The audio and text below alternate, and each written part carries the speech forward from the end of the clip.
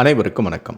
கேரளாவின் மலப்புரம் மாவட்டத்தில் உள்ள பொன்னானி கடற்கரை பகுதியில் தெருநாய்கள் எதையோ கவ்வி இழுப்பதை கண்ட பொதுமக்கள் அங்கு என்ன இருக்கிறது என உற்று பார்த்தனர். அப்போதுதான் அந்த காட்சியைக் கண்டு அதிர்ச்சி அடைந்தனர்.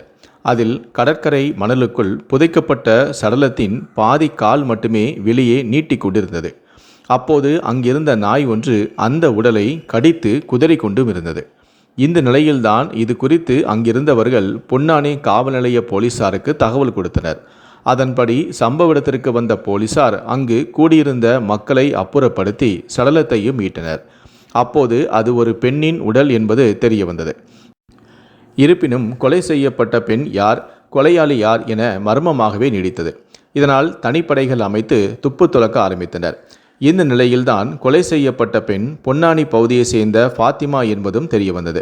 மேலும் விசாரணையில் சம்பவத்தன்று ஃபாத்திமா தனது கணவரான முகமதுவுடன் கடைசியாக பைக்கில் சென்றதையும் பல மணி நேரத்திற்கு பிறகு முகமது மட்டுமே வீடு திரும்பதையும் எதிர் வீட்டு மூதாட்டி பார்த்துள்ளார். இதனால் போலீசாருக்கு முகமது மீதே சந்தேகம் உண்டாக அவரை காவல் நிலையத்தில் வைத்து விசாரித்துள்ளனர்.